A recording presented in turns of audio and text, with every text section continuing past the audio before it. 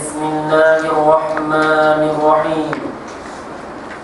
الحمد لله الذي نحمده ونستعينه ونستهديه ونشكره ونعوذ بالله من شرور أنفسنا ومن سيئات أعمالنا. من يهد الله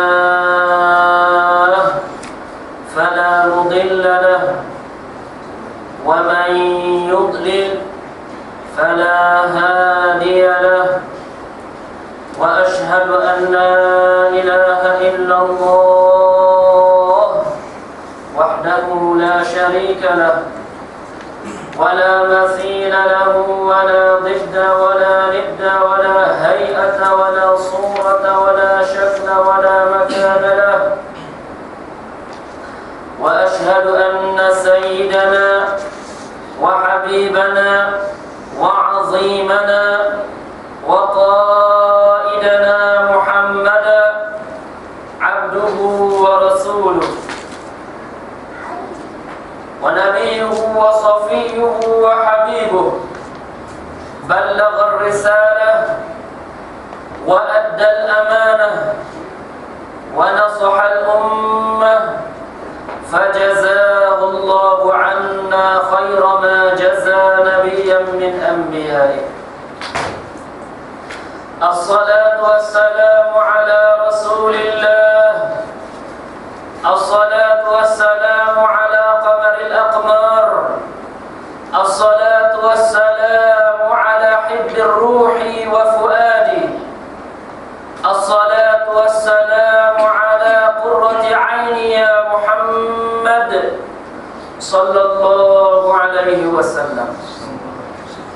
قال الله سبحانه وتعالى في القرآن الكريم: وتعاونوا على البر والتقوى ولا تعاونوا على الإثم والعدوان. وقال صلى الله عليه وسلم: إنما الأعمال بالنيات وإنما لكل امرئ ما نوى. أذكركم وأذكر نفسي بإخلاص النية لله سبحانه وتعالى. InsyaAllah subhanahu wa ta'ala kita akan menyambung pengajian yang telah lalu. Dan Alhamdulillah telah selesai sudah perbincangan yang berhubung tentang muqaddimah kitab Mukhtasar Syekh Abdullah Al-Harari. Dan al-yawm dan hari ini insyaAllah kita akan membicarakan tentang fasal yang pertama, pada membicarakan tentang sebaik-baik ilmu, sebaik-baik perkara yang mesti dipelajari oleh setiap orang mukallaf. Tafadhal. قال المؤلف رحمه الله تعالى: ضروريات الانتقاد. Berkata pengarang kitab yang dirahmati oleh Allah Subhanahu wa ta'ala, daruriyatul i'tiqad. Kalimah daruriyat merupakan kalimah berbahasa Arab dan ia merupakan kalimah jamak bagi kalimah daruri. Ini perkara daruri. Ini biasanya kita pernah dengar dalam kitab-kitab lama. Ini perkara daruri yang tidak dapat tidak mesti ada. Daruri jamak bagi kalimah daruriyun. Daruriyat jamak bagi kalimah daruriyun, yang bermaksud sesuatu yang tidak harus bagi mukallaf jahil akannya. Itu maksud daruri di sini.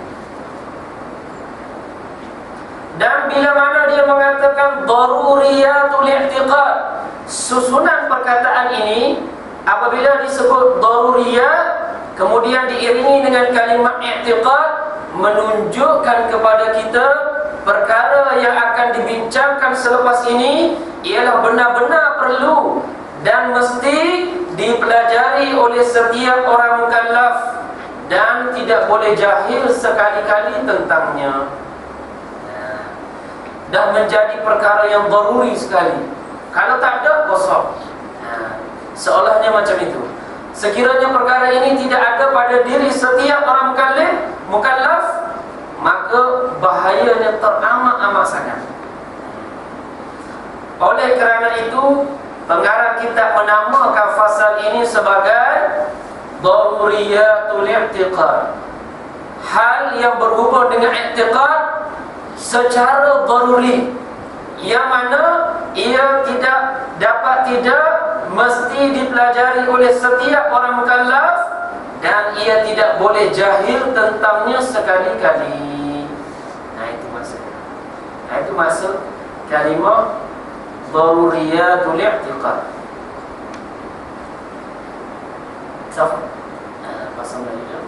Perkara yang wajib bagi setiap mukallaf meyakininya.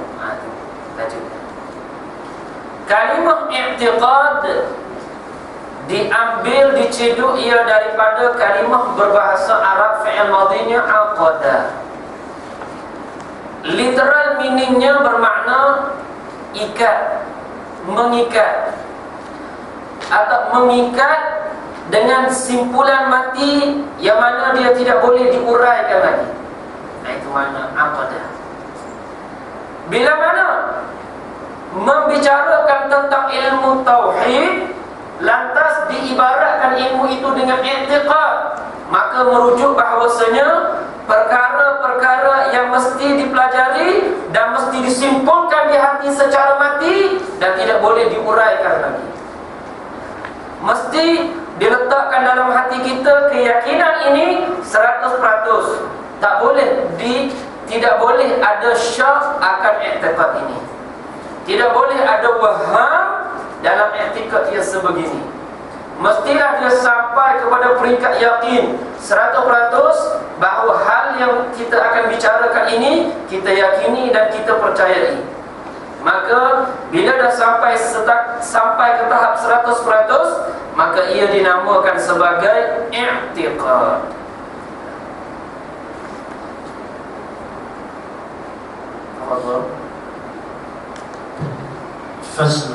Faslun yani faslun ma'qudun li bayani daruriyatil i'tiqad. Fasal yang dibuat di sini pada membicarakan tentang daruriyat i'tiqad, keyakinan-keyakinan yang tidak mesti diyakini oleh setiap orang mukallaf.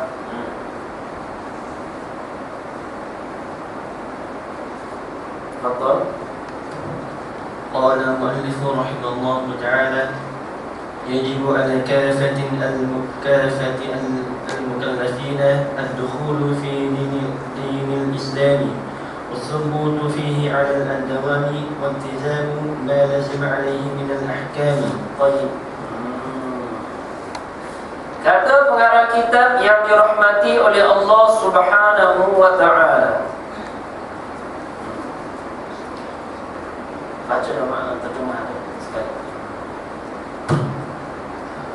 Wajib ke atas setiap mukallaf memeluk agama Islam dan tetap di dalamnya untuk selama-lamanya, serta patuh dalam melaksanakan segala hukum hakam yang diwajibkan ke atasnya. Baik. Kata pengarang kitab yang dirahmati oleh Allah Subhanahu wa ta'ala, yajibu, wajib. Ini bukan sunnah, bukan harus, bukan pilihan, tidak. Bahkan dalam Islam wajib ala kafatil mukallafina, wajib ke atas setiap orang mukallaf ad-dukhul fi dinil Islam. Wajib ke atas setiap orang mukallaf memeluk ke dalam agama Islam. Bila disebut kalimah mukallaf, termasuk di sini orang Islam ataupun tidak Islam. Maknanya di sini termasuk orang yang tidak Islam. Maknanya orang yang tidak Islam tetapi dia mukallaf, wajib dia memeluk agama Islam. Wadukhulu fi wasubutu fihi 'ala dawam, dan kekal di dalam agama Islam 'ala dawam, senantiasa, sokma. Waltizamu ma lazima alaihi minal ahkam, dan mematuhi segala yang telah ditetapkan oleh syarak Allah Subhanahu wa taala daripada hukum hakam Allah. Pertama, bila disebut mukallaf, bukan gitu pengarang kitab, dia kata wajib ke atas setiap orang mukallaf. Man huwal mukallaf? Siapakah ia mukallaf? Maka ulama-ulama mengatakan bila mana disebut mukallaf, tidak dinamakan seseorang itu mukallaf melainkan ia memenuhi 3 ciri ataupun syarat yang asas. 3 syarat penting. Pertama, al-baligh. Itu yang pertama, cukup umur. Yang kedua, al-aqilu, berakal. Yang ketiga, balaghathu da'watul Islam, sampai kepadanya seruan agama Islam. Maka sekiranya 3 perkara ini ada pada seseorang itu, lelaki atau perempuan, maka dinamakan ia sebagai mukallaf. Yang pertama, seseorang itu mestilah ia baligh, cukup umur. Persoalannya, macam mana seseorang itu nak mengetahui sekarang saya sudah cukup umur, ataupun ayah nak mengetahui anak dia itu sekarang ni sudah mencapai umur baligh, sama ada anak itu lelaki ataupun perempuan. Macam mana? Kata ulama, jika anak lelaki diketahui dianya itu sudah baligh ataupun tidak jika berlaku salah satu daripada 2 perkara ke atas dirinya. Salah satu daripada 2 perkara berlaku kepadanya, maka dia dikira sebagai baligh. Pertama, kata ulama, ru'yatul mani, iaitu dia melihat ataupun dia tahu bahawa mani keluar daripada kemaluannya. Maka sekiranya berlaku perkara ini, ia diiktibar sebagai sudah baligh. Faham? Yang kedua, sampai umur 15 tahun. Andai kata umur 11 tahun, anak lelaki kita itu dia belum lagi keluar mani. 12 tahun tak keluar, 13 tahun tak keluar, 14 tahun tak keluar, 15 tahun walaupun dia tidak keluar mani, ia dihukumkan sebagai baligh kerana dia mencecah umur 15 tahun. Faham? Sebab apa? Salah satu daripada 2 ciri berlaku ke atas anak itu, maka ia diiktibar sebagai baligh, cukup umur, sama ada keluar mani ataupun mencecah umur 15 tahun dalam mazhab Syafi'i.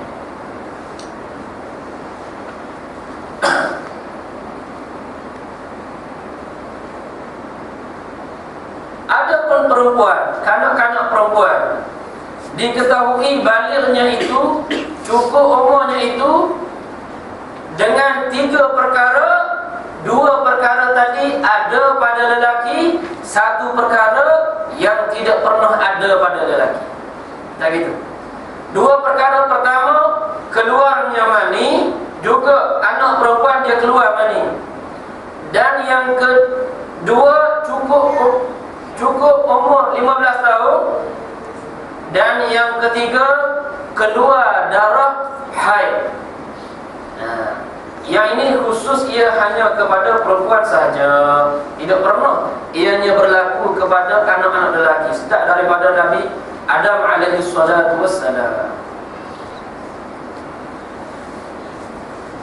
Maka salah satu daripada tiga perkara ini berlaku ia kepada anak perempuan kita, ketahuilah bahawasanya sekarang ini dia telah baligh. Faham? Andai kata umur 9 tahun tak keluar mani anak perempuan, tak keluar mani, tak keluar darah haid. Begitu juga umur 10 tahun, 11 tahun, 13 tahun, 14 tahun, mencecah 15 tahun, andai kata tak keluar mani dan darah haid lagi, tetap dalam hukum syarak kita menamakan dia sebagai mukallaf kerana dia telah mencecah umur 15 tahun.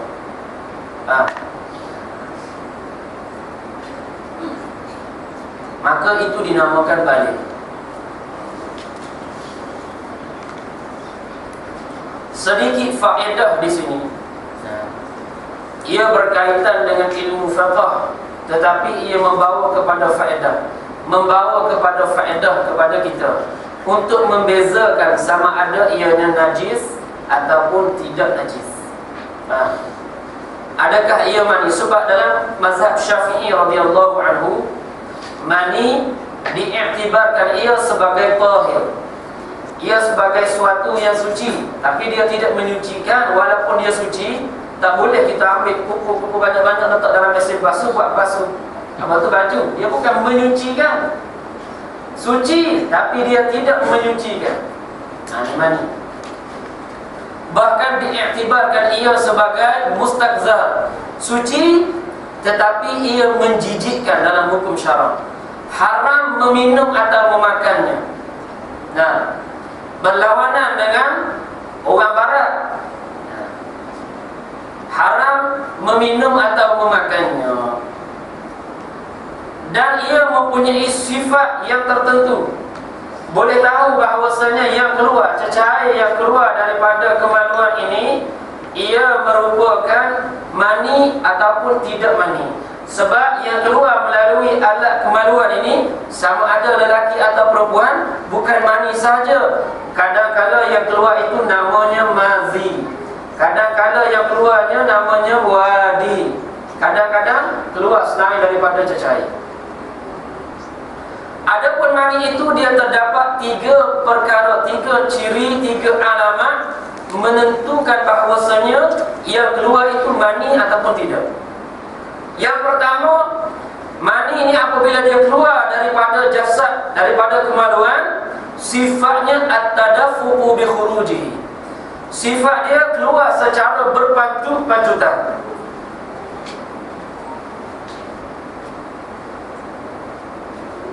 Kemudian dia makin mengendur, dia balik asal balik. Dan yang kedua, kata ulama, at-talazzuzu bi khurujihi. Bila mana dia keluar daripada jasad, jasad tersebut dia merasa seronok, maka itu dinamakan ia sebagai mani. Itu alamat mani. Dan yang ketiga, berbeza dari sudut baunya ketika dalam keadaan basah ataupun kering. Sekiranya berada di dalam keadaan yang basah, baunya itu, bau mani tersebut sama dengan bau adunan roti. Dalam kitab rekod disebut. Adapun sekiranya dalam keadaan kering, baunya itu seumpama putih telur.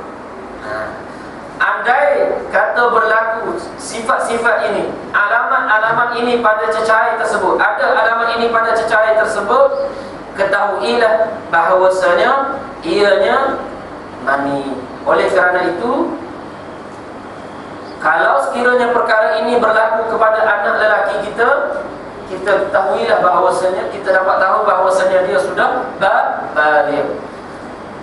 Kemudian apabila terkena dengan pakaian kita, boleh tak kita buat sembahyang? Boleh. Dia tidak najis. Mani tadi dia dinamakan ia sebagai tahir, suci. Ia tidak diiktibar sebagai najis walaupun ia menjijikkan dalam hukum syarak.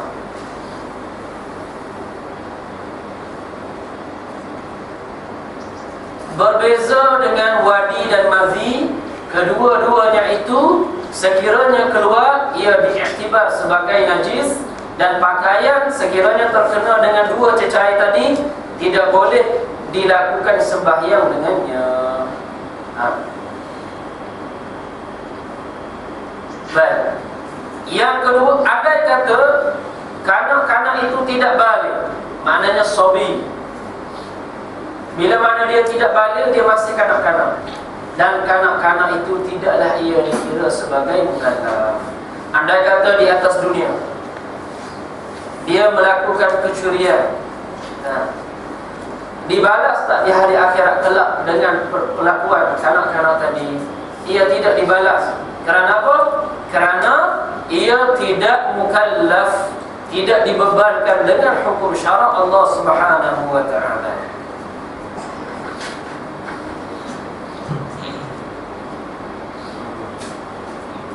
Yang kedua, berakal. Berakal yang sejahtera. Lawan bagi berakal ialah gila. Andai kata seseorang itu lahir ia dalam keadaan gila, wattasala jununuhu ila ma ba'da al-mamat, kemudian gilanya itu bersambung ia sehinggalah dia meninggal dunia dan dia mati dalam keadaan dia gila, maka orang tersebut dia tidak dikira sebagai mukallaf. Andai kata dalam hidupnya dia dalam kondisi tadi, dalam kondisi tidak mukallaf, dia melakukan jenayah, melakukan dosa, melakukan jenis dosa, ia tidak dikira sebagai dosa. Dosa kalau dilakukan nisbah kepada orang yang mukallaf, tapi bila dilakukan oleh orang ni, orang yang kita katakan gila tadi, ia tidaklah berdosa. Tidaklah ia dikira oleh Allah Subhanahu wa ta'ala. Disebut dalam hadis Nabi sallallahu alaihi wasallam, rufi'al qalam an thalath, diangkat kalam itu daripada 3 perkara. Maknanya seseorang itu tidak dikira sebagai mukallaf disebabkan 3 perkara. Orang yang tidur sehinggalah dia bangun daripada tidur. Yang kedua, as-sabi hatta yahtalim, kanak-kanak sehinggalah dia balik. Kita bicarakan tentang kanak-kanak.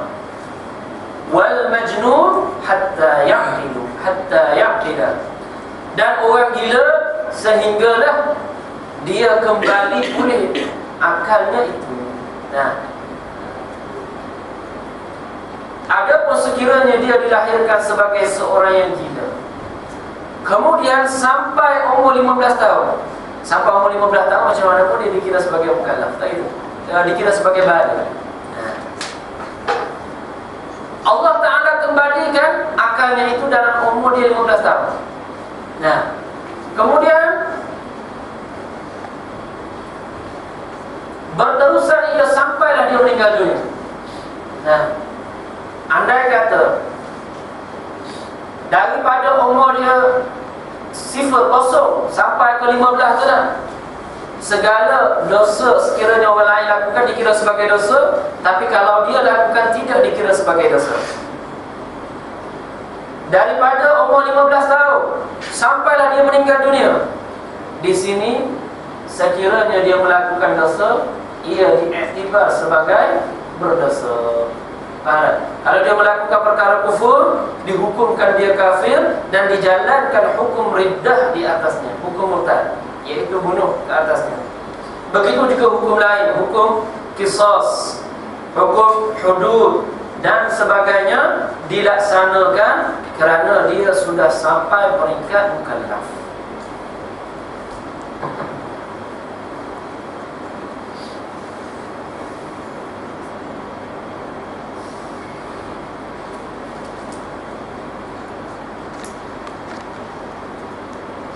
yang ketiga, sampai seruan agama Islam.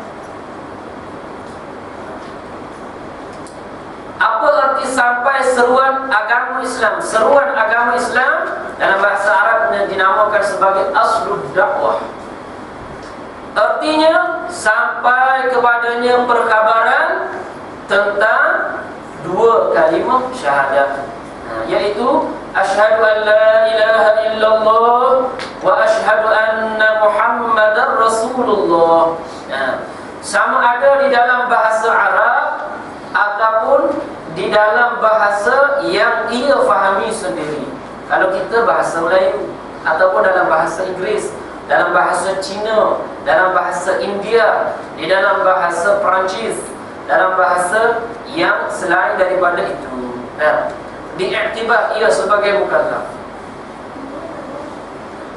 Akan tetap ada pun sekiranya dia ini sudah baligh, cukup umur.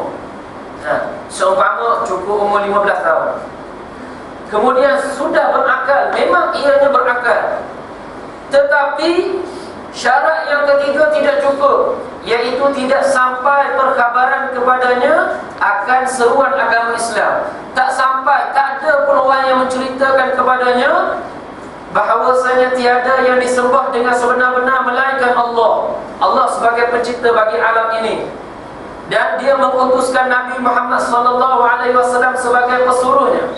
Yang ini tak sampai kepadanya kepercayaan dua kalimah syahadah, maka ia tidak dikira sebagai mukallaf. Andai kata ada seumpama sekiranya sekali emosional, anak yang lahir daripada buang anak haram, tidak. Anak tadi andai kata berlaku, dibuang ia di bukit mana? Sini, Jelutong ke? Bukit Bentong ada.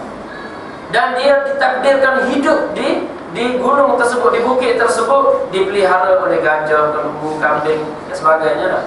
Tak kira lah Allah Subhanahu Wa Taala yang menghidupkan dan membesarkan dia. Dan sampai umur 15 tahun baligh,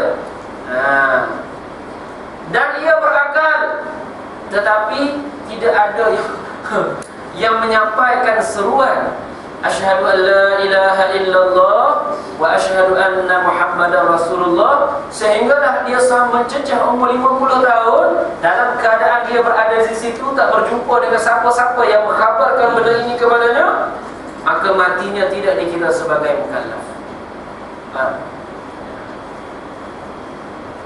Juga mereka yang hidup di antara zaman selepas Nabi Isa alaihi salatu wassalam dan sebelum kedatangan Rasulullah sallallahu alaihi wasallam, walaupun mereka sudah baligh, sudah berakal, tapi tidak diutuskan Rasul yang mengkhabarkan kepada mereka la ilaha illallah Muhammadun Rasulullah.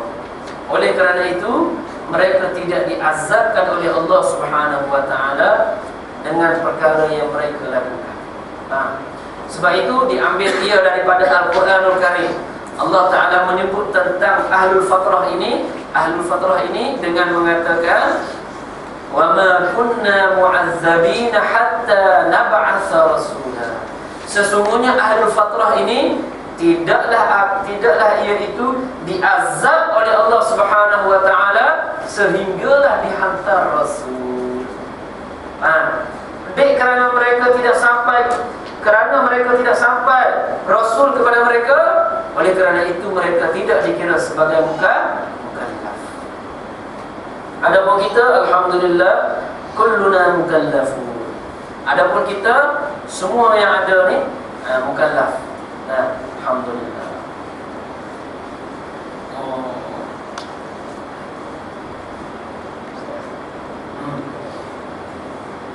Khabaran Ustaz. Khabar. Kalau dari media masa kan? Dikira. Andai kata cerita tadi, andai kata yang kita kata kita namakan Tazan tadi, dia keluar daripada hutan Bukit Jelutong atau mana-mana lah. Datang ia ke warung, dan andai kata dia faham pula bahasa Melayu. Dia faham pula bahasa Melayu. Nah, di TV 1 ke di TV 3 mereka pun sebut asyhadu an la ilaha illallah. Tak gitu dalam azan kan dah. Wa asyhadu anna Muhammadar Rasulullah. Dia pun tengok kat bawah tu, aku bersaksi bahawa tiada Tuhan yang disembah melainkan Allah dan Nabi Muhammad Rasulullah. Bahasa Arab kita yakin dah. Dia tak tahu pula. Bahasa Melayu kemungkinan dia tahu. Ketika itu sampailah seruan agama Islam. Adapun sampai seruan azan kepadanya, sedangkan dia tak faham, tak sampai seruan agama Islam lagi. Kita duk azan, pergi masuk dalam pergi ke camp orang asli, kita duk azan kat dia. Belum dia faham, tak tahu apa makna asyhadu an la ilaha illallah wa asyhadu anna Muhammadar Rasulullah. Dia tidak tahu makna kalimah tersebut. Allah lah yang mencipta alam ini dan dia mengutuskan Rasulullah sebagai utusannya. Itu yang pentingnya. Sama ada dalam bahasa Arab ataupun dalam bahasa yang dia fahami sendiri. Andai kata kita boleh memahamkan dia dengan bahasa yang dia faham, bahasa yang dia faham, maka sampailah mukallaf, sampai dia seruan agama Islam. Maka ketika itu dia diiktibar sebagai mukallaf.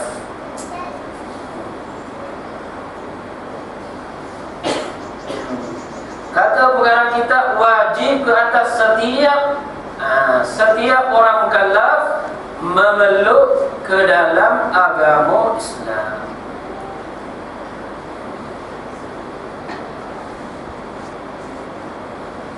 Memeluk agama Islam dengan menuturkan dua kalimah syahadah. Kalau orang tanya macam mana saya nak memeluk agama Islam, jangan susah. Andai kata datang orang Cina kepada kita, India kepada kita, tuan-tuan yang dirahmati oleh Allah Subhanahu wa taala, di sini faedah.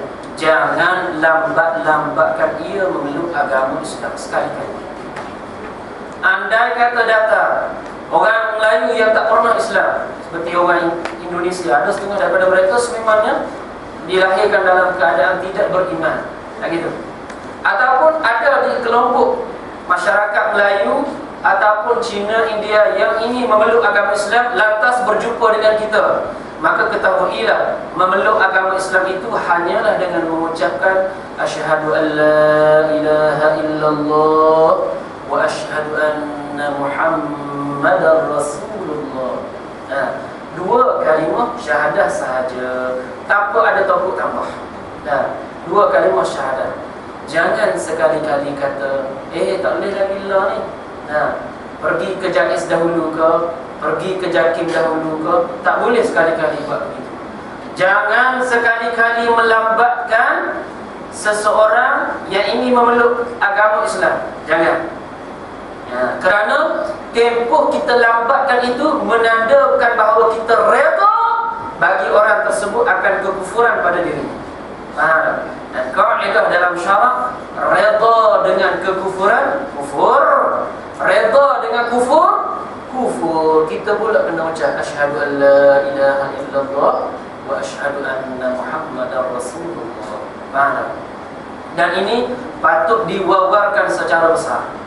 Diwawarkan kepada mereka yang hanya bekerja di Jakin dan di Jais, yang hanya mencari duit, tidak memahami hukum syarak Allah Ta'ala.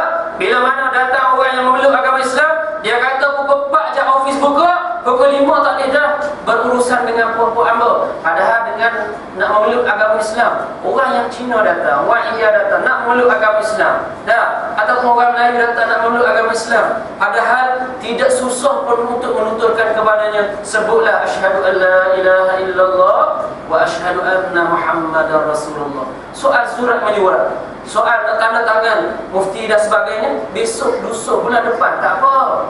Tapi memeluk agama Islam bukankah senang? Senang, iaitu dengan menuturkan dua kalimah syahadah.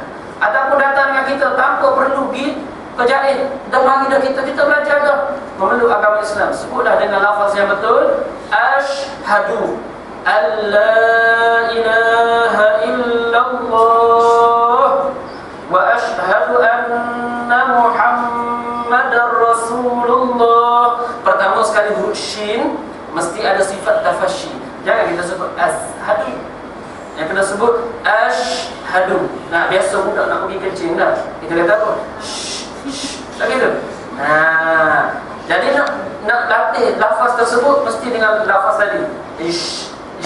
Tak gitu? Maka apabila disebut dengan lafaz yang betul, maka sahlah.